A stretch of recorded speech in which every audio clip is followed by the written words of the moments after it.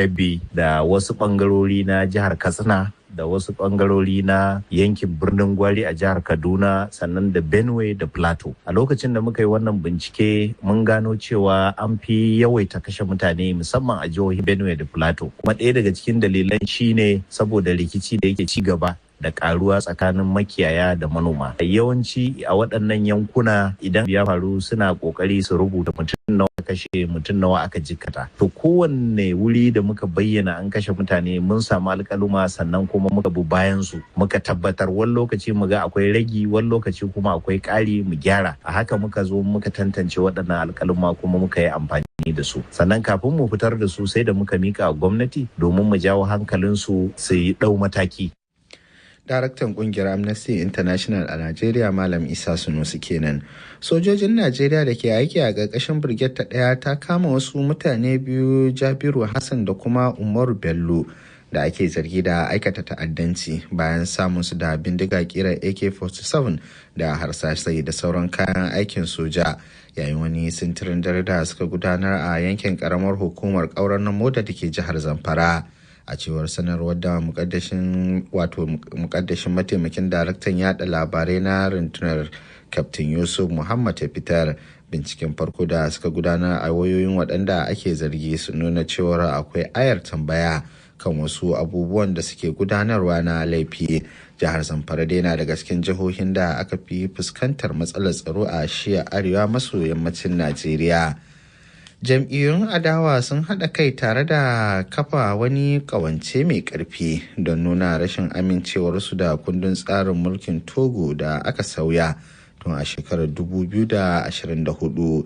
'Yan adawa na zargin shugaban ƙasar Faure Nsambe da ƙoƙarin amfani da kundin tsarin mulkin ƙasar na shekarar 2024 domin ya ci gaba da zama kan karagar mulkin ƙasar har illa ma sha Allahu, da ya ɗare tun a shekarar 2005.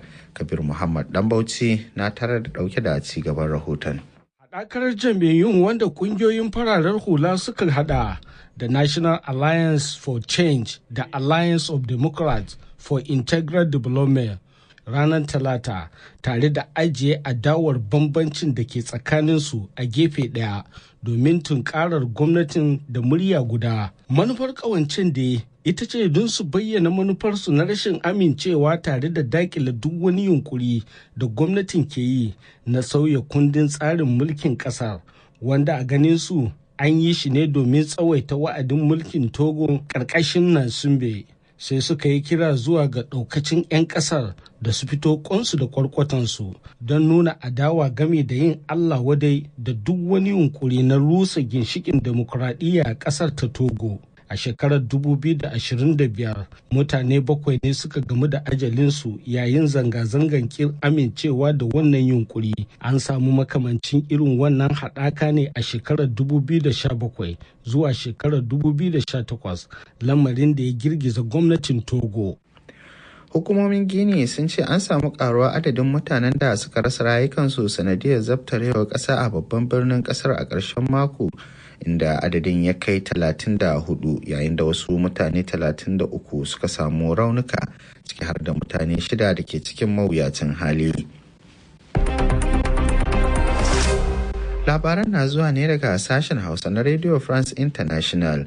Amurka na matsakaimi domin ganin Majalisar Ɗinkin Duniya ta ƙaƙaba takunkumai masu tsauri kan ɓangarorin da ke rikici da juna a Sudan, a ƙoƙarinta na ganin an daƙile tallafin soji da wasu ƙasashe ke baiwa sojojin ƙasar da kuma dakarun RSF domin kawo ƙarshen rikicinsu da ya yi sanadiyar mutuwar mutane aƙalla 59,000. tare da tilastawa kimanin mutane miliyan 13 barin gidajensu. Da yake jawabi ga kwamitin tsaro na Majalisar Ɗinkin Duniya, mai baiwa shugaban Amurka shawara kan harkokin yankin Larabawa da kuma gabashin Afirka, ya ce tallafin kuɗi da na soji da kuma tsoma baki da wasu ke yi daga ƙetare ne ke ƙara rura wutar rikicin, wanda ya zuwa yanzu yake cikin shekara ta 4. Labaran na zuwa ne daga sashen Hausa na Radio France International. Qatar ta bayyana sabbin takunkumin karya tattalin arziki da Amurka ta kakabawa Iran a matsayin wani shiri na gaban kanta da ta yi, inda ta buƙaci sake nazari a kai. Hauwa Halliru Gwangwazo na ɗauke da ci gaban labarin.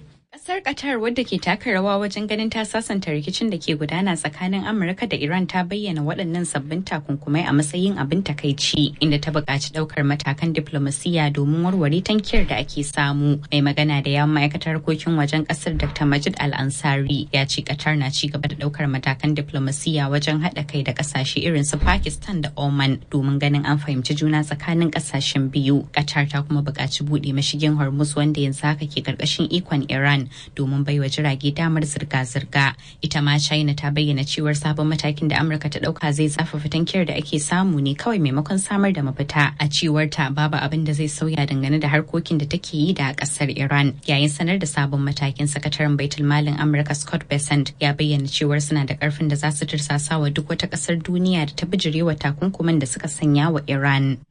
Canada ta sanar da sanya harajin kashi 15 zuwa 50 ga wasu kayayyakin Amurka da ke shiga kasar da darajarsu ta kai dala biliyan 20 a matsayin ramuwa kan harajin Amurka, a wani mataki da ke kara zafafa yakin kasuwanci da ke tsakanin kasashen biyu makwabta kuma abokan cinikayya na tsawon lokaci. Majalisar Ɗinkin Duniya ta yi gargaɗin cewa yara miliyan 1 a Afghanistan na fama da matsanancin rashin abinci mai gina jiki sakamakon taɓarɓarewa al'amura a ƙasar. Hukumar kula da ƙananan yara na Majalisar Ɗinkin Duniya UNICEF ce ta bayyana hakan, inda ta ce akwai yara miliyan 3.700 da ke fama da matsalar ƙarancin abinci mai gina jiki a Afghanistan. Sai dai a cewar jami'in hukumar UNICEF a Afghanistan Tajuddin Oyewale, yara miliyan 1 daga cikin wancan adadi ne ke fuskantar matsanancin ƙarancin abinci mai gina jiki a ƙasar.